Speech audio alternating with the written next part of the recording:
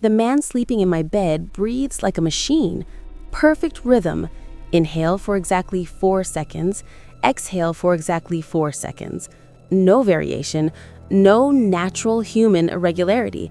I've been lying here counting for the past hour, and it hasn't deviated once. My husband Rick has never breathed like this in 42 years of marriage. But let me back up, because what happened 3 weeks ago in Yellowstone has turned my world into a waking nightmare, and I need someone to know the truth before it's too late. Day 1. The disappearance. Rick Kellerman, senior geologist for the National Park Service, vanished on October 3rd while surveying thermal activity near Norris Geyser Basin. He was supposed to radio in every 2 hours. When 6 p.m. came and went with silence, they initiated search protocols. I got the call at 8:47 p.m.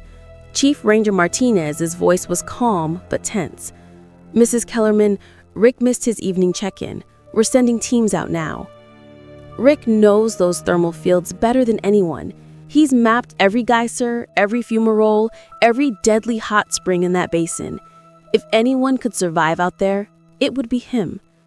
I kept telling myself that for 8 days. Day 9, the return. October 11th, 5:23 a.m. A hiker found Rick stumbling naked along Grand Loop Road, covered in what looked like dried sulfur and clay. No memory, no explanation, just alive when he should have been dead. At Bozeman Deaconess Hospital, Dr. Sarah Chen couldn't hide her bewilderment.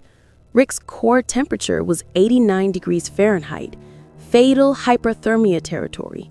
His skin showed chemical burns consistent with geothermal exposure, yet somehow the tissue was already healing.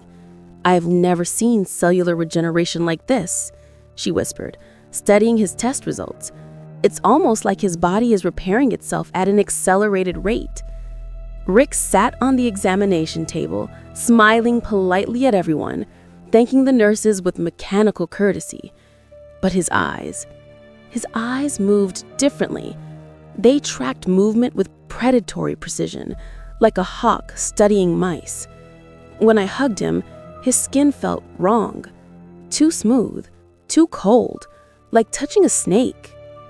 Day 12, the first signs. Back home in Bozeman, Rick's behavior was off. Subtle things that made my skin crawl. He'd always been a complainer, 42 years of griping about weather, food, traffic, everything. The Rick who came back from Yellowstone hasn't complained once. Instead, he sits for hours watching nature documentaries with unblinking intensity.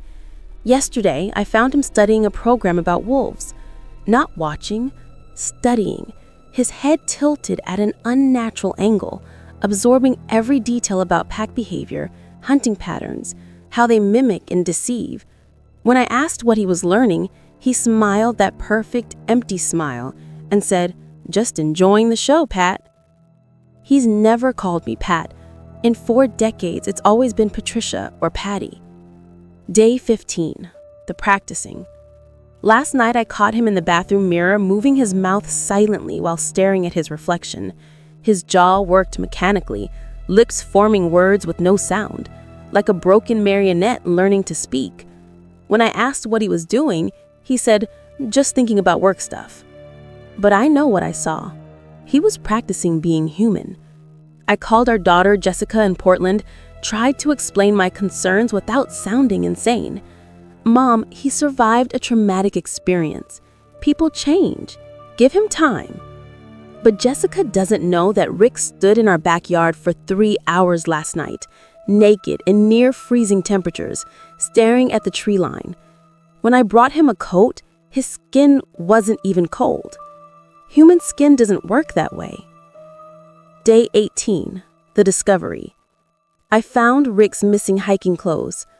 They were hidden in a storage bag behind our water heater, reeking of sulfur and something else, something organic and putrid that made my eyes stream. The fabric felt wrong under my fingers, coarser than it should be, with a texture almost like scales. The truly horrifying part, handprint-shaped stains covered the shirt, as if something with clawed fingers had gripped Rick while he was still wearing it. The prints were too large, too elongated to be human. I confronted him when he got home from his follow-up appointment. "Rick, I found your clothes, the ones from when you disappeared." His reaction was instant, that mechanical smile faltering for just a second before snapping back into place. "What clothes, Patricia? The Rangers said they never found any clothes." The way he said my name sent ice through my veins. Too careful, too pronounced, like he was tasting the syllables. Day 20.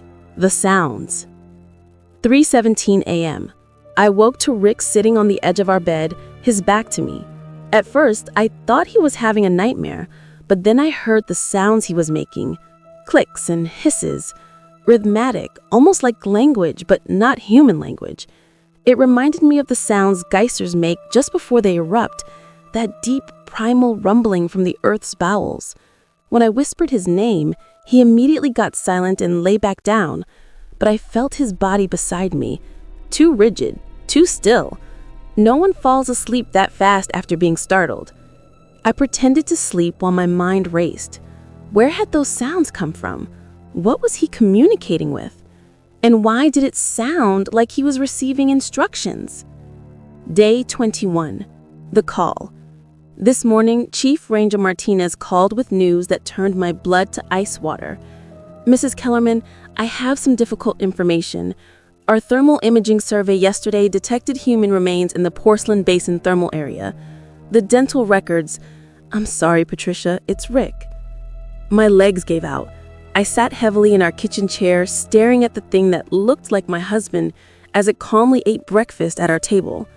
"That's impossible," I managed. "Rick is right here." Long pause. "Ma'am, the remains have been there for weeks. The thermal activity, there's no doubt. Your husband died the day he disappeared." I hung up and looked at Rick. He was watching me with those predatory eyes, still chewing methodically. He swallowed and smiled. "Wrong number?" he asked pleasantly. That's when I knew for certain. My husband died in those boiling springs 3 weeks ago. Something else had been learning to wear his skin. Day 22. The hunt. I'm writing this from a motel room in Billings, 150 miles from home. I had to run. I had to get away from that thing before it completed whatever process it was undergoing. Because yesterday, I saw it changing. I came home early from grocery shopping and found the Rick thing in our bathroom, hunched over the sink. Its body was convulsing, bones cracking and reforming with wet, organic sounds. The skin on its back rippled like water, and I swear I saw something moving underneath. Something with too many joints. It sensed me watching and slowly turned. For a moment, its face was a horror show of shifting features. Eyes that blinked in the wrong direction, a mouth that opened wider than any human mouth should. Then it snapped back to Rick's familiar features like a rubber mask. "Just a muscle cramp, honey," it said in Rick's voice. "All that time in the wilderness really did a number on my back." But I had seen the truth. The thing wasn't just wearing Rick's appearance. It was still learning how to maintain the illusion. Day 23. The multiplication. I called the house this morning to check the answering machine. Rick's voice picked up on the second ring. "Hello, Patricia. When are you coming home?" The question itself was normal. The tone was not. It was hungry, expectant. It was expectant. "I'm visiting my sister for a few days," I lied. "That's nice. Helen's always been good to you. Give her my love." I've never told that thing about my sister Helen in Denver. Rick knew about her, of course, but how could it know her name? Unless it had been studying us longer than I thought, learning about our family, our relationships, our entire lives. "Rick, how did you know I was visiting Helen?" Silence. Then, "You mentioned it before you left, remember?" I hadn't. I was certain I hadn't. "I'll be home soon," I said, testing. "I'll be waiting. We'll be waiting." "We?" I hung up, my hands shaking. That thing had referred to itself as we. How many of them were there? How many had crawled out of those thermal vents, wearing the faces of people they'd consumed? Day 24. The truth. I can't run forever. That thing knows where I am. I can feel it tracking me somehow, like a bloodhound following a scent. Last night, I woke in this motel room to find sulfur residue on the windowsill and claw marks in the wooden frame. I've been researching the Norris Geyser Basin, digging into geological surveys and Native American folklore. What I found makes my blood freeze. The Shoshone called that area the place where the earth bleeds.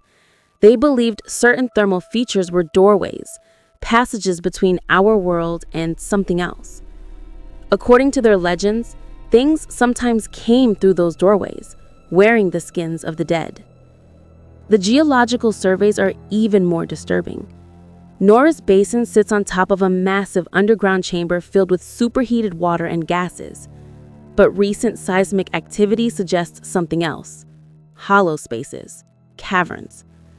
A vast network of tunnels extending for miles beneath Yellowstone.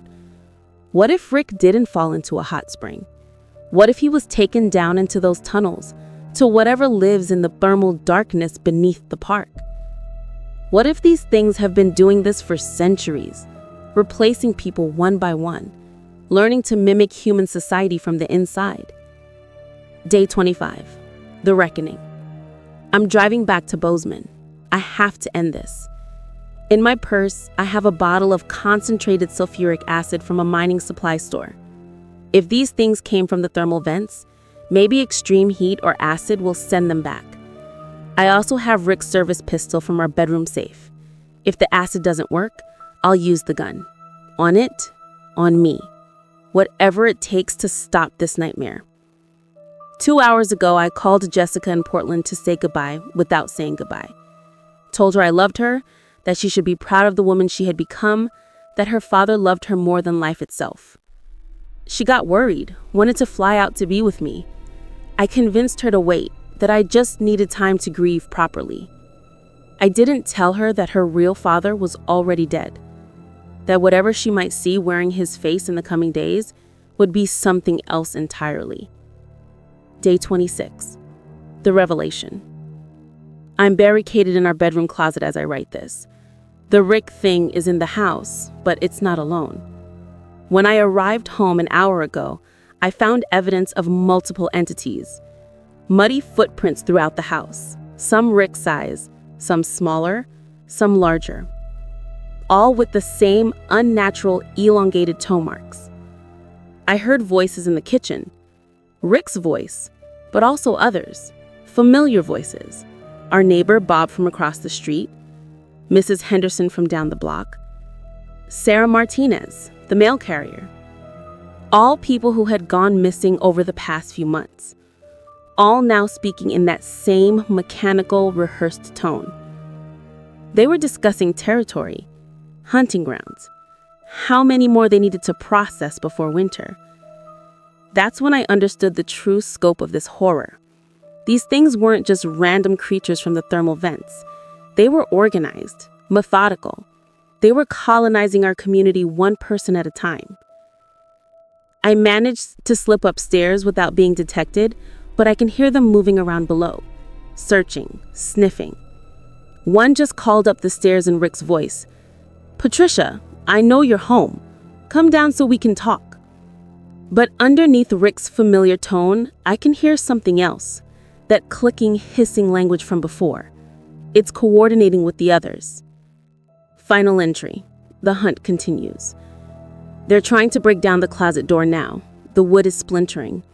I can see them through the crack, multiple figures that look like people I've known for years, but their movements are wrong. Too fluid, too coordinated, like a hive mind controlling separate puppets. The Rick thing is leading them. Its face keeps shifting, the human mask slipping to reveal glimpses of what lies beneath. Something pale and segmented, with too many teeth. I have the acid ready, the gun loaded. The warning. If you're reading this, stay away from Yellowstone. Stay away from any thermal features. These things are spreading, learning, replacing us one by one. They perfect their disguises by studying us, then eliminate the originals once they no longer need the reference. How long before they replace everyone? How long before humanity becomes just another skin they wear? The door just gave way. I can see the Rick Thinks True face now, a writhing mass of pale flesh and clicking mandibles. Behind it, a dozen more creatures wearing the faces of my neighbors, my friends, my community. They're reaching for me with arms that bend in too many places. The acid is ready, the gun is raised. But I can hear something else now. More voices. Outside, sirens, people calling my name. How many of them are real? How many are more of these creatures wearing the faces of would-be rescuers? If you find this account, remember, trust no one who's been near thermal features. Trust no one who's changed, even subtly. Trust no one whose breathing sounds too perfect in the dark. The real Rick died in those boiling springs 3 weeks ago. Everything else is just something learning to be human. They're touching me now. Their skin feels like wet clay, molding and shifting. I can feel them studying me, memorizing every detail. Soon, there will be 2 Patricia Kellermans, and you'll never know which one is real.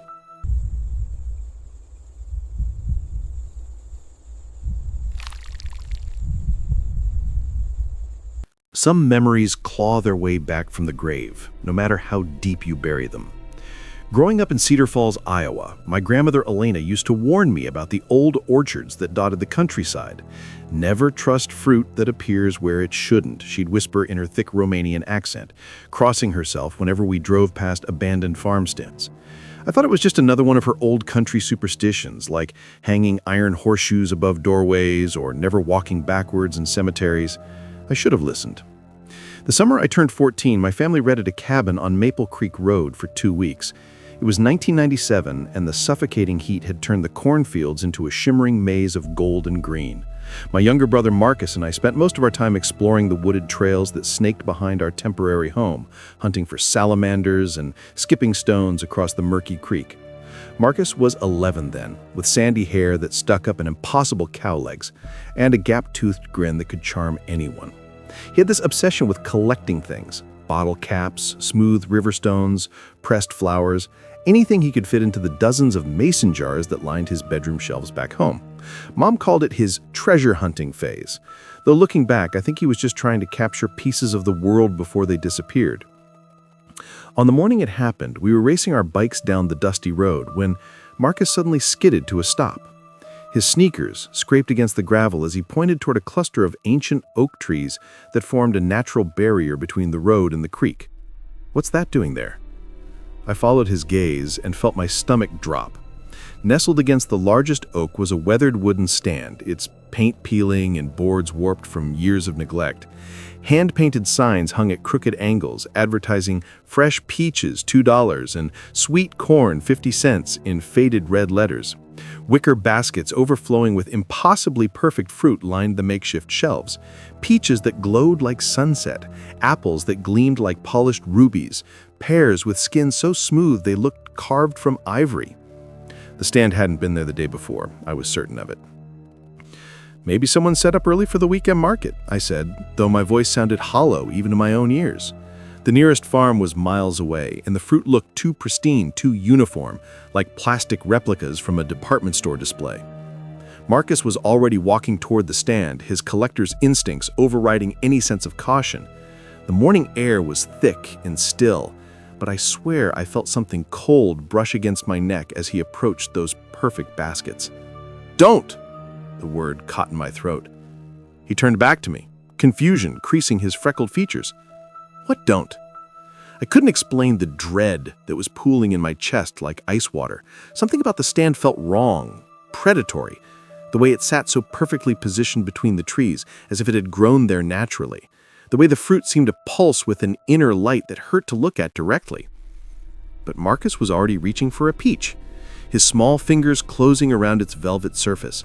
The moment his skin made contact, his eyes went wide with wonder. "It's warm." like it's alive. That's when I saw the shadow. At first, I thought it was just the movement of branches in a breeze that didn't exist, but then the darkness behind the oak began to shift and writhe, forming shapes that my mind refused to process. Something vast and hungry unfolded itself from the bark, reaching out with appendages that weren't quite tentacles and weren't quite arms, something in between that made my vision blur and my ears ring. Marcus never saw it coming. The thing, I still don't have a word for what it was, wrapped around him like smoke, like water, like a living nightmare. One moment he was standing there holding that cursed peach, the next he was gone. No struggle, no scream, no sound at all except for the soft thud of the fruit hitting the ground and rolling toward my feet. The stand vanished with him. I found myself alone on an empty stretch of road, staring at a cluster of oak trees that looked like they'd been growing undisturbed for centuries. The only evidence that anything had happened was a single peach lying in the dust, its perfect skin now bruised and crawling with flies. They searched for Marcus for 3 months. Dogs, helicopters, volunteers combing every inch of the county. They questioned me until my voice gave out, asking the same questions over and over. What did you see? Where did he go? Are you sure you're telling the truth? I told them about the fruit stand, about the shadow in the trees, about the way reality seemed to fold in on itself when that thing reached for my brother. They nodded and wrote it all down, then quietly suggested I might need professional help to process my trauma-induced hallucinations. My parents divorced the following winter. Mom moved us to Phoenix, as far from Iowa's cornfields as she could manage. Dad stayed behind, convinced that Marcus would somehow find his way home. He died 5 years later, still waiting. I tried to forget, built a life in the desert where fruit trees were rare and shadows stayed where they belonged. Got married, had kids of my own, became the kind of person who shops at grocery stores and never thinks twice about where food comes from. But yesterday, driving through Sedona with my twin daughters, I saw something that made my hands shake on the steering wheel. There, nestled against a red rock formation beside Highway 89A, was a small wooden stand. The paint was fresh this time, the boards new and straight, but I recognized the crooked signs and overflowing baskets immediately. Fresh prickly pear, $3, and desert honey, $5, in that same terrible red lettering. And behind the rocks, something dark and patient was waiting. My daughters are asking why we turned around so suddenly, why Daddy looks so scared. I can't tell them that some hungers are eternal, that traps follow you across decades and state lines. I can't explain that the thing that took Marcus has been tracking our family ever since, setting up its lures wherever we go. All I can do is drive and remember my grandmother's warnings and pray that no one else stops at that stand today. Because if you see it, if you're driving through Arizona and you spot that innocent little fruit stand beside the red rocks, please, please keep driving. Some fruit is too dangerous to taste. Some hungers are never satisfied. And some things that hide in shadows have been waiting much longer than you can imagine.